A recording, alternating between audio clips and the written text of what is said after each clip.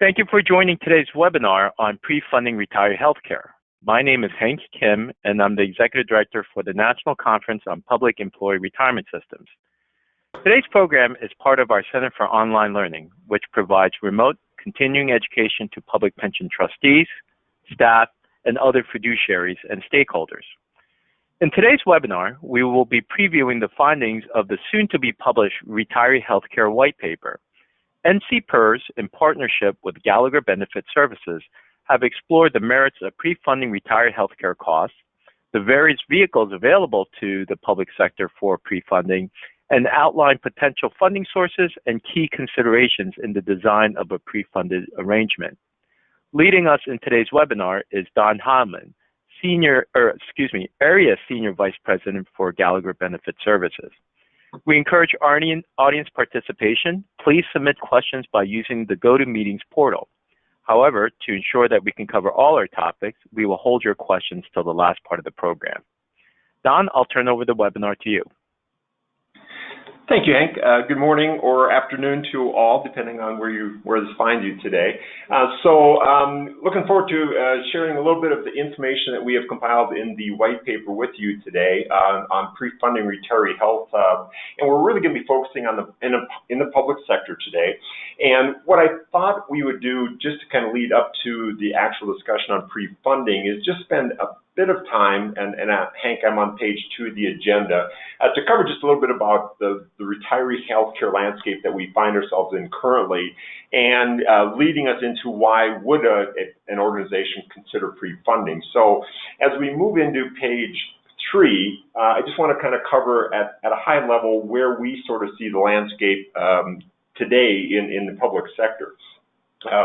We certainly see that retiree health care is very prevalent in the public sector. It certainly varies across the country in terms of jurisdictions, but by far more prevalent than in the private sector. And as we see those prevalent factors emerging there, what we do see is the costs to those public entities for retiree health care are really increasing at compounding rates. And certainly you can consider general medical inflation, which has been running much higher than general inflation, to be one of those components. But then there are some other compounding factors that we really believe are important to be aware of and to take into consideration. One of those is the increasing numbers of baby boomers that are approaching or are taking retirement benefits. And as they enter into the retirement arena and with the public sector benefits available to them with regard to retiree health, certainly that becomes the evolving bubble, if you will, there. The other piece that we see, which not only compounds that in terms of the number of participants that are in the plan as existing retirees, maybe in relationship to the number of actives, but then we also have the factor of increasing longevity. And where that particularly becomes critical is where employers are extending the privileges of retiree health care to their retirees beyond Medicare eligibility, which then opens up the landscape for significant numbers of years, oftentimes 30+ years of continuing coverage through the employer as a retiree. I mentioned general medical inflation, and when you really think about general medical inflation, even though it is shrouded to some degree by typical coordination with Medicare, we would see that retiree healthcare costs, just because of the nature of their oftentimes chronic health conditions, their general medical inflation is going to be actually higher than that maybe for the active population, just where they're going to be increasing intensity of services, increasing frequency of services. But then pile on top of that the aspect of prescription drugs, which again in general inflationary terms, the cost for prescription drugs are increasing faster than medical costs. And then again, if we look at typical retirees, what you're going to find is that those retirees oftentimes are much higher users of prescription drugs than the actives, a higher intensity of types of drugs from a cost standpoint than maybe actives are taking. And then again, if you think about the leverage trend that occurs for an employer when you are participating secondary to Medicare, the rate of increase is even faster. And maybe I can describe that to you as follows as an example. If you think about the fact that your costs as an employer are secondary to Medicare, well, as Medicare's rates of increase are kind of holding costs down, that then in turn is pushing a lot more costs onto the employer as a secondary payer. And then oftentimes, and we'll get into this in another slide or two, but oftentimes the prescription drugs are still the primary responsibility, or the employer is a primary payer of prescription drugs, which in case that leveraging just becomes that much more accelerated in terms of the year-over-year increases that might be expected. So all of those factors are kind of converging to drive the cost of retiree health care even faster than what you might expect for actives. So moving on to the next slide then, Hank, slide 4. What we then see is there's really two elements to those costs as they are being borne, or the responsibility of the employer.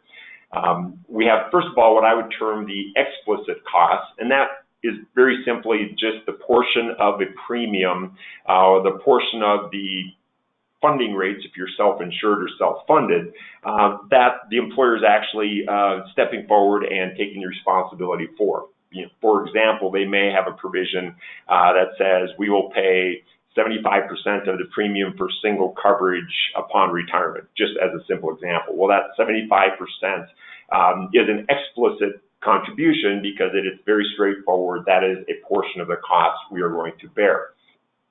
The other often prevalent and often prevailing cost is what we would call an implicit cost. And that is where you will have the active costs and the retiree costs blended into one pool for the purposes of establishing a single uniform rate that is assessed both for active coverage and retiree coverage. Well, as we know from both a historical and an actuarial perspective, retiree healthcare costs, generally speaking on average, are going to be higher than the active costs. If you charge the same rate for a retiree as you are for actives, that suggests that you are essentially artificially suppressing the true rate that should be paid for retirees. That difference would be what we would consider that implicit subsidy. And maybe as an example, I can articulate or illustrate that better. Let's say we have a plan where the cost for active single coverage is, let's say, $500. Well, generally speaking, we would then assume or estimate that the cost for an early retiree, just as an example, might be anywhere from 60 to 75% higher than that for the actives. So let's just assume that that cost on a per retiree basis for single coverage, all things being equal, is $800. And let's further suggest that there are 8 actives for every 2 retirees. So on a blended average, what that would do is probably bring that $500 and $800 to a blended weighted average of somewhere in the neighborhood of $550 to $570. That difference between the $800 and the $575 then is what we would consider that implicit subsidy, which really is directly or indirectly being borne by the employer or its active employees through the contribution strategy. So that is also an ongoing subsidy, implicit or kind of hidden, if you will, in the premium structure, but nonetheless existing. And what we find oftentimes is both of those aspects or both of those dynamics might exist within a single employer health provision. So now let's move on to, notwithstanding the cost that is associated with that, we now have, for several years, we've had GASB, or the Governmental Accounting Standards Board, that has now set forth pronouncements that require the disclosure and now ultimately the recognition of these future liabilities relative to retiree health care on your financial statements. And as many of you know, this has kind of been an evolution of time. Originally, GASB came out with pronouncements GASBs 43 and 45. In the last couple of years, they have been replaced by GASB 74 and 75, respectively. And so not only have we had these reporting liabilities in place for several years, but with the evolution to 74 and 75, we've now actually had to kind of, I would say, formalize and tighten the kinds of processes that are used to estimate at these liabilities. For example, there used to be a number of valuation methodologies that were permissible. Now GASB 74 and 75 limit you to a single methodology that historically has been a more conservative methodology than maybe some of the others in terms of forecasting and estimating future liabilities. In other words, increasing those liabilities. Another aspect of GASB 75 is there have been more stringent and specific parameters built around the future interest rate assumptions that can be assumed. And specifically lowering those interest rate assumptions, much as we are seeing in the pension world, where future interest assumptions are being incrementally decreased. The similar effect has occurred in the retiree health arena, which again has had an impact on increasing liabilities, all other things being equal. And then the last thing, which I think is even more important, is as we moved from GASBs 43 and 45 to 74 and 75, we are now being required as public employers, as you complete your annual financial reports, to actually disclose these future costs as indeed liabilities, rather than just disclosing them as footnotes to your financial statement. So all of those factors are converging and getting much more attention on retiree healthcare costs in the public sector as you think about not only future financing, but credit ratings and the like. And then finally, last but not least, we still have the notion of the Cadillac tax associated with the Affordable Care Act. It originally was scheduled to go into effect in 2018. Obviously, that day has come and gone. It has now been, after 2 delays, tabled until presumably an effective date of 2022. Certainly, that could be subject to further change as things evolve. But nonetheless, it's important not to forget that milestone still remains out there, and also would have some very important dynamics from a potential additional cost standpoint as it relates to retiree health care expenses. So a number of different factors all converging. So if we move to the next slide, then I just want to touch base on a couple of different things from a cost standpoint, because really there are 2 considerations here. One is the underlying cost of retiree health care and how are we going to support those costs. And then the second is really the financing of those costs and what is the most reasonable, rational, sustainable way to do that. So first of all, in trying to address the costs themselves, certainly we are seeing a lot of activity, a lot of discussion, a lot of evaluation around potential ways to mitigate the actual costs themselves. Some of them are fairly straightforward in terms of understanding. For example, you could look at looking at revising the eligibility. When is a person eligible for retiree health care? How long is the person eligible for retiree health care? How do we interface or coordinate with Medicare? And then once retirees get to Medicare, looking at some really oftentimes untapped opportunities. For example, carving out your Medicare retirees from your self-insured group plan and looking at such things as fully insured Medigap arrangements, Medicare Advantage type of arrangements for both medical and in some cases prescription drugs. Certainly with regard to prescription drugs, looking at the various aspects and opportunities available to employers as a result of Medicare Part D. Just one example of which is exploring the notion of an employer group waiver program, which certainly has its complexities and is beyond the scope of our discussion today, but certainly carries with it some very important considerations and opportunities. And then the last thing, of course, as a lot of employers are doing with actives. They certainly also can be looking at how do we change the level of the comprehensiveness of the benefit designs specifically attributable to Medicare retirees. All of those kind of notions can and certainly may be explored.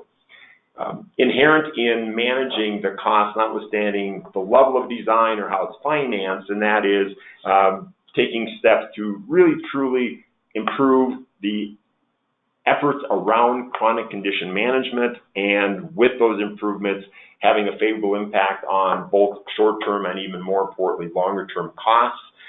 Certainly that becomes even more imperative to look at those kind of programs as we deal with an aged population that does have a much higher propensity for chronic conditions.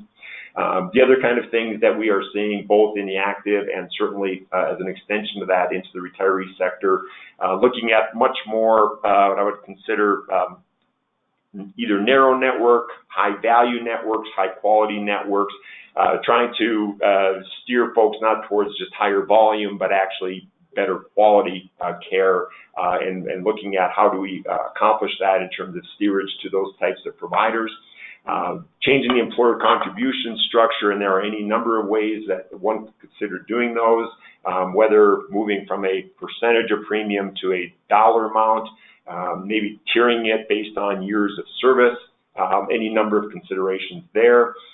And those are all of the kinds of things that can affect costs and or contributions from an explicit standpoint. And then the other part would be is if law permits, and it certainly in some states does not permit, but in those states where it is permitted, is it in fact possible to either mitigate or change the way that implicit subsidy that we described earlier is actually structured and incorporated into the overall funding structure of the program.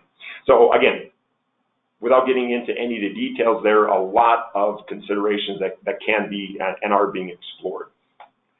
So all of that leads us up to then the financing piece of retiree health care, and that would be the notion of, and then in turn, why would we pre-fund?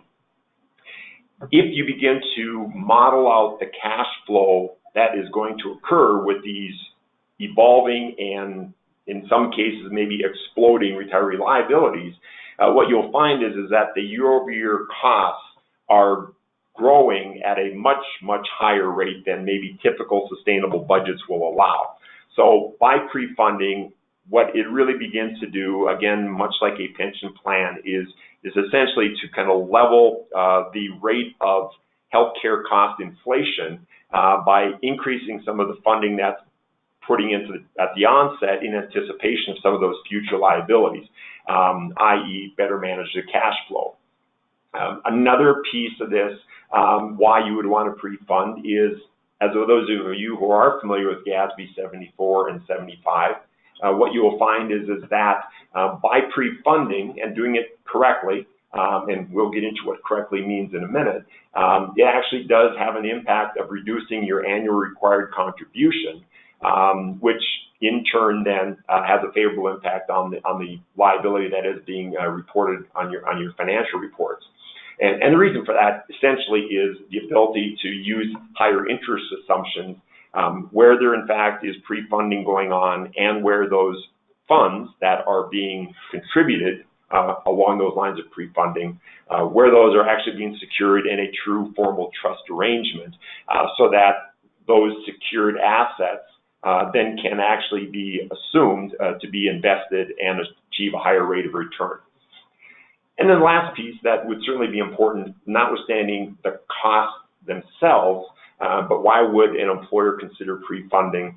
And that would be the whole notion of helping to either maintain and or secure favorable credit ratings. As you report increased liabilities on your books, if there's not a corresponding asset to offset those liabilities, that certainly can have a detrimental impact on the financial ratings, which then in turn drive or impact potential bond ratings and the cost of achieving bond financing and so forth and so on. So those are just some of the reasons. Certainly there may be other reasons in a specific jurisdiction that can also be thought about, but those are just some of the general considerations as to why one would pre-fund. So we move on to the next slide then. how can you pre-fund in terms of vehicles or structures that exist out there? And there are a number of those that do exist in the public sector or that are available to public entities as we move forward. Some of these are more familiar to folks than others, but one of the ones that is probably the most familiar to employers and to individuals is a vehicle called a Voluntary Employee Beneficiary Association, or a VEBA. A VEBA is something that is very specifically set up under the tax code. It's under 501 of the tax code. There are specific rules and provisions around the structuring, the establishment of one of these voluntary employee beneficiary associations, such as filing with the federal government and meeting other kind of requirements. But once those requirements are met, you then have the overarching vehicle around which employer assets could be contributed into this vehicle for purposes of pre-funding. That would be one example. A second example is, under the Internal Revenue Code, if you do have a retirement plan, a defined benefit retirement plan, or even defined contribution retirement plan for that matter, but most typically under defined benefit retirement program, there is a subset under the Internal Revenue Code or a subsection called 401H, which allows the accumulation of assets for the explicit purpose of funding retiree healthcare liabilities. There are, again, a number of requirements around how that is done in order to achieve the tax efficiency that goes with that. And one of them ultimately is that the 401H program must at all times be deemed to be subordinate to the underlying retirement program, which certainly can be done if it's structured correctly. But if there is a situation such as that, then what can be done is two things. First of all, employer monies can be directed into this retiree 401H sub-account, if you will, for the purposes of then ultimately funding retiree health care costs.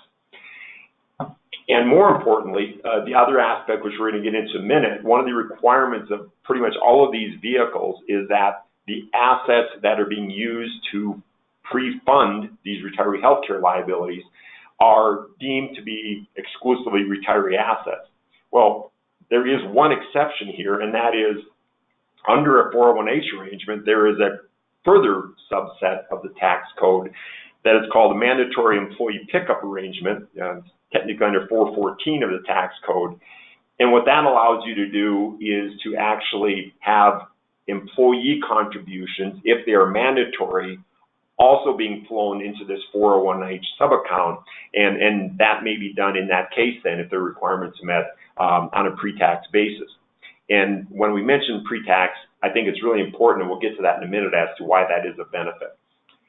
A third vehicle that exists out there, which is a little more straightforward, fairly simplistic, and it really sort of falls back to sort of state law, and that is to create what is termed an integral part or state grantor trust. And such a vehicle or an arrangement is available under Section 115 of the Internal Revenue Code. Works analogously to what might be done with the VEBA, except it's more straightforward in terms of some of the requirements and rules that are associated with it, because there just are less requirements and rules, but functions in a very similar way. The fourth way, which one could technically as a governmental entity pre-fund future healthcare liabilities, is just to have a dedicated general asset account. However, there are a number of reasons why that may not be optimal. Just one being, since those assets remain available to general creditors and are not secured and being set aside for the exclusive use of the participants, it does not allow you under GASB 74 or 75 to use some of the higher investment earnings that you might otherwise assume if they are in a secured trust environment. So it really defeats that purpose by having it in a general asset account. And as we're going to get into when we talk about key considerations, you'll note that there are other reasons that may not be as desirable as well, but possible. And then the last vehicle, which really is an evolving arrangement that certainly folks don't necessarily consider a pre-funding retiree healthcare vehicle per se, but certainly can function in that sense, is having the opportunity for either the employer or the employee, for that matter, to set aside monies over their active career in a vehicle called a health savings account. Now, the concern or the constraint that is associated with health savings accounts is the only way that an individual or an account may be established on behalf of an individual is if they are enrolled in a corresponding and underlying qualified high-deductible health plan. Certainly, qualified high-deductible health plans have emerged and have become more prevalent in terms of their existence and or popularity. I would say that we have seen that prevalence be more progressive and more advanced in the private sector than in the public sector, but certainly it is beginning to gain some traction and does exist as an option in the public sector as well. But again, it is really an arrangement that is contingent upon an employee being enrolled in a high deductible health plan in order for an HSA or a health savings account to be established on his or her behalf. So it does have that inherent limitation or constraint.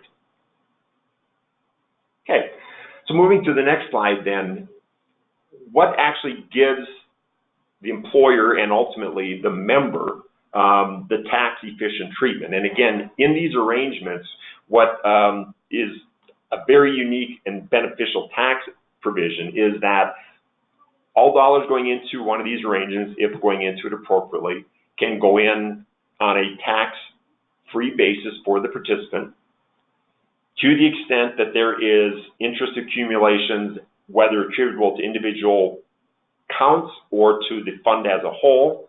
Those accumulated interest earnings or investment earnings also accumulate on a tax-free basis. And then when there is a distribution from that fund or from that qualified account for qualified health expenses, then the distribution is also exempt from taxes. So it really is sort of a triple benefit from a tax standpoint, and that certainly is one of the attractive features of these provisions. And essentially that is facilitated through this notion called the health reimbursement arrangement, or an HRA. One of the requirements, as we have kind of talked about, and really this is the reason why that requirement exists, is that there must be not any discretion or employee direction of funds into the account. So that's why we typically deal with an arrangement where the assets or the contributions must be made by the employer and without any employee discretion. That's what gives us that tax advantage. What is an HRA or health reimbursement arrangement? It really is something that is facilitated under Section 105H of the Internal Revenue Code, and is really viewed in simplistic terms as a self-funded health plan. So once one of these arrangements is structured and used, then you must follow the rules under 105H, because that's inherently where we're accomplishing the plan provisions. And those are not only subject to 105H, but now, because of the Affordable Care Act, there are some other considerations that are very important to consider in the context of the Affordable Care Act as well. So again, certainly achievable, just important to consider and contemplate. So then the way this works is the HRA is the tax and health plan vehicle that allows the tax favored treatments, and that program is then inherently built into the other trust arrangement, which is really what is securing the assets from the outside world, if you will. A defined contribution arrangement, which is not necessarily the only way to do this, but which is one of the vehicles that oftentimes is looked at or explored in these kind of arrangements, is available in a number of different ways. An employer could construct their defined contribution administrative mechanism by going out and securing vendors and platforms and building this on a very customized basis. Or there are certainly a number of different, what I would call turnkey solutions that can be adopted and used to facilitate and ease the administration of some of these programs. And as I mentioned, the ultimate thing that must be considered here is we must be funding these for pre-funding these future retiree health care liabilities with what we will define as employer assets. Now, we'll get into in a minute what employer assets mean. So let's talk about that on the next slide, Hank, pre-funding sources. So how would we find these additional resources if they must be employer resources or employer assets? Well, certainly the most straightforward and obvious one would be, well, we think there's a reason, we think there's an importance, and we're going to find and budget a line item in our overall finances to create additional employer dollars that will then be used as the contributions that will become plan assets. Obviously, that requires a budgetary action to facilitate coming up with the funds. Another way that can be done, and that we have seen as we've worked with employers along these lines, is what I would call a reallocation. And essentially what that means is saying we are going to look at our total rewards budget that we have today in terms of all the dollars that are going towards the cost of our human capital. And we're going to think about whether we can look at that piece of pie or that pie and potentially slice it differently. For example, let's say we are contemplating salary increases of 3.5% in an upcoming fiscal year. Well, one of the things that can be done is to say, well, since retiree health is certainly part of our total rewards, what we're going to do is decide to maybe say, instead of a 3.5% pure salary increase, what we're going to do is increase salary by, let's say, 2.5%, and then take the 1% that we otherwise would have directed towards pure wages and redirect that or reallocate it into an employer contribution into a pre-funded retiree healthcare vehicle. That would be one example. Another vehicle might be retirement. You may say, well, rather than putting all of our retirement dollars into a true retirement plan, retiree health is integral and inherently a critical part of retirement. Should we be thinking about reallocating our retirement dollar into two buckets, a retirement per se contribution and a retiree health contribution? Where that would be most simplistically explained would be if you had a, for example, defined contribution plan where you're putting in 8% of employee salaries into their defined contribution plan. Well, instead of 8%, maybe we will put in 7% and put 1% into defined contribution provision for retiree health. That would be for defined contribution. If you were in a defined benefit arrangement, then that would be going back to the 401h arrangement that we talked about earlier, where if you either had some margins, if you were running at a plus 100% funding ratio, or even if you're not, if you are very well funded, or if there were some dollars that you wanted to maybe redirect into this subordinate account, that could be one way to accomplish that. Then the other part is looking right at your health dollars as well, and this is where we particularly get into maybe what the employer explicit contribution is, and or where you're looking at where the implicit subsidies are built in. Do we reconstruct that in such a way that it ends up having a constitution whereby the dollars are structured differently in terms of the funding of the health plan, and then we are redirecting some of the dollars that we're going into it on a pay-as-you-go basis are instead being directed into it on a pre-funding basis. So all of those kind of variables could be kind of looked at, reevaluated, and reconstructed as well. If by the employee, again, and that's where it becomes a little bit important to sort of distinguish, it must be mandatory. So, for example, what could be done is we are going to say, we are going to ask all employees, we would like all employees, because this is really important, to have 1% of their pay go into this program, but it really would almost be a reconstitution of salary, and most importantly, it would have to be something that would be uniformly done on behalf of all employees, not given as discretionary on an employee-by-employee basis. So in many respects, that becomes very difficult, but it is possible. And then the last example of an existing funding source that could be considered, and that would be looking at certain unused leave, such as the value associated with unused sick leave. You could look at redirecting or allocating certain dollars that are in those accounts towards retiree health care, or as a more dynamic approach, an employer could look at their entire, what I would call, paid leave continuum, whether it's annual leave, vacation, sick leave, extended leave, donor banks, LTD, STD, all of the like, and really saying, you know what, all these programs aren't very effective, aren't very efficient, aren't very aligned. Can we redesign them in a more contemporary fashion such that they meet the needs of our employees going forward, and such that there can be some savings realized, with the savings then being used to become the source for the pre-funding retiree health care. Again, a lot of moving parts, but based on some of the nature of the programs that are out there, that is certainly something that is in some cases possible and achievable as well. So those are just some of the sources. Those are some of the reasons. So as we then begin to contemplate, would this be something we could even do? The next slide certainly goes into some of the key considerations that you would want to be thinking about.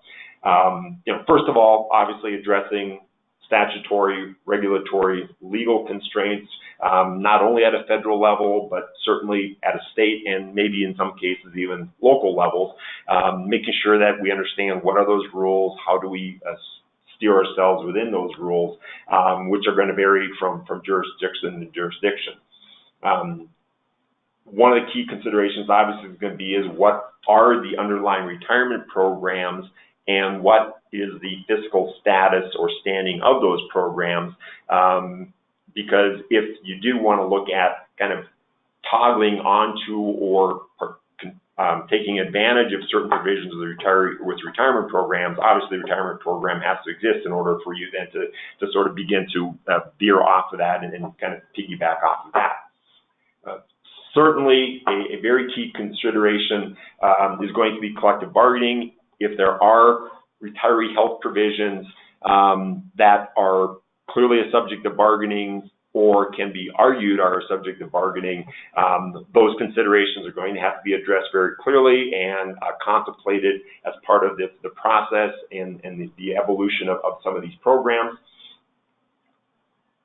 Another key question that we often find is, who are we trying to benefit? Is this a program that is trying to address the needs of future retirees, or is it also intended to address current retirees as well as future retirees? And where that really becomes important is the notion of correct? If we are pre-funding, what that means oftentimes is we are anticipating a future liability, where we often find the notion of, if we're trying to address the needs of both current and future retirees, we often find where a defined benefit form of pre-funding retiree health takes on far more logic, because you really are running it now analogous to a pension plan. And maybe the best way to describe that is by an example. So for example, you could say we're going to be directing X% of total covered payroll into a pre-funded retiree health account. We will manage it just like an asset similar to a pension plan. And then we will have a plan design that basically earmarks the benefit for each participant based on, for example, years of service, where you could say, if you have, for every year of service, we're going to pay you $10 a month, or we're going to pay your premium cost at $10 per month per year of service. So for example, if you had 25 years of service, you would be getting a proceeds from the fund of $250 towards the cost of your retiree health care. So a defined benefit, much like you would think about in the pension world. So regardless of how much money has gone in on behalf of any individual, it really is the pool that is providing the benefit. The other approach would be the defined contribution, which is much more specific to each individual. So X number of dollars go into my account. I see my account balance each quarter. I see it grow as I'm an active employee. When I retire, I now have access to those assets to then use to basically reimburse myself for qualified health expenses. And my account is my account, and everybody else's account is everybody else's account. So that would be the defined contribution alternative. Both certainly can be done depending on, again, the goals and objectives. And then the last piece we always like to suggest for completeness is to say, notwithstanding the key issue of retiree health care, what else are we trying to accomplish organizationally or from a human capital standpoint? Does this allow us to concurrently address some other challenge or meet some other opportunity as we strive to continue to compete for talent in this increasingly competitive landscape from a human capital standpoint? So it may be the sole solution you're trying to arrive at, or it may be a vehicle to help you address a solution to another challenge that you're also seeking to address. So again, you can think very focused, you can think very broadly as we look at these kind of considerations and think where they may fall into our needs, our objectives, and our planning processes. So those are just some of the thoughts that we want to share with you this morning. With that, Hank, that kind of concludes my formal comments. Unfortunately, I don't have access to any of the questions that may be coming in, so I'll have to kind of rely on you to kind of repeat them Sure. to me, but I'll ask you. Yeah, well, first, thank you, Don. So, yeah, we do have some questions. First is a viewer was saying that they were reviewing their actuary's OPEB report, and the actuary was using a 5% as to growth in healthcare costs in future years, which is considerably lower than their growth increase today. Do you have an opinion on a reasonable rate to use for future costs of healthcare? It's a great question. I certainly can't comment on specifics in that case. What I can tell you, generally speaking, is our actuaries, when we are doing OPEB valuations, the way we have generally sort of used as our process is, today, for example, we look at short-term healthcare trends, probably something higher than 5%. But what we'd like to believe is that over time, we will find some opportunity, some ability to manage that more efficiently, and it may come down. So again, one train of thought is to say, eventually, we would like to believe that for long-term forecasting, that 5%, for example, is achievable. What we have seen in some cases, and what our actuaries have chosen to do, is to start somewhat higher than that, and then kind of scale down over the next 3 to 5 years or 5 to 10 years, depending on the nature of the group, to a point where eventually they will maybe level off and plateau at maybe something in the neighborhood of 5%. So again, certainly it's going to vary from the actual judgment of each actuary that's signing off on the valuation, but that's just one slightly different way to look at it. Whether there's arguments for starting at 5% and leaving it at 5%, I would certainly defer to the specifics of the situation. Thank you, Don. Another question. In terms of OPEB eligibility, do you have any data relative to whether it's for full-time, part-time, or others? And do you know where such data might be available? Generally speaking, I don't know that I've seen where there has been a breakout of what portion of the liability is attributable to full-time versus part-time employees. I do know certainly that if a part-time employee is deemed to be eligible for retiree health care coverage, and that retiree health care coverage is in any way, shape, or form being subsidized by the employer, certainly there is a liability associated with that. As to whether I've seen any breakouts or data sources to kind of identify or isolate what those part-time liabilities are, it's a good question, and no, I've not seen any. Never had the question posed to me, but yeah, it's certainly an interesting question. So unfortunately, don't have a great answer for you. Okay. Last question, and somewhat related. Do you know what the common vesting period is for OPEB benefits? Is 10 years common, or do you know what the most common vesting period is?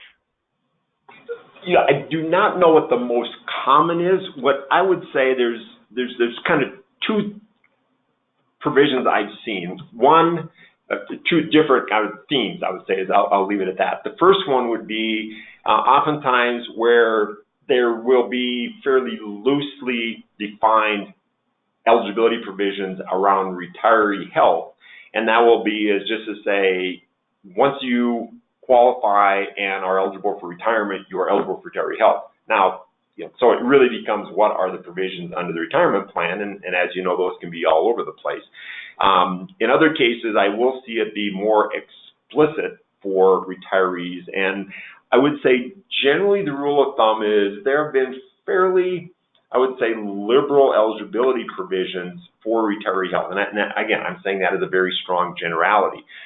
What I think we are seeing, however, is that is certainly one of the pieces that employers, as they contemplate any potential changes, they are looking at those areas and saying what really should be at the point at which we should honor our career employees with the privilege of retiree health care. So, looking at maybe more stringent years of service requirements. So, again, not a really great answer for you there, but certainly I think as we look at that, we'll certainly look at how that's going to evolve. The other piece I would say where we see that even more specifically kind of disaggregated is when in some cases you may have a different eligibility set of rules for, let's say, public safety than you do for general employees, just because of the notion that, it's generally assumed that, they will retire earlier than other folks and therefore are going to need retiree health care earlier than other folks. So that can be a bifurcation, if you will, that we see at times as well. Great. Thank you, Don. So I do want to remind the audience that there are a couple of handouts for this webinar. They are available in the handout portion of the GoToMeetings portal. And one of the handouts is a PDF version of the white paper from which this presentation was derived. A printed version of this will be available for NCPERS members in the coming weeks. We will be mailing out a packet of research that's in development, and the white paper will be part of the packet. And just in closing, one final note, at the conclusion of this webinar, there will be 3 short survey questions that we ask you to answer. Thank you all for joining. Thank you, Don, for that great presentation, and we will see you at our next webinar. Thank you, Hank.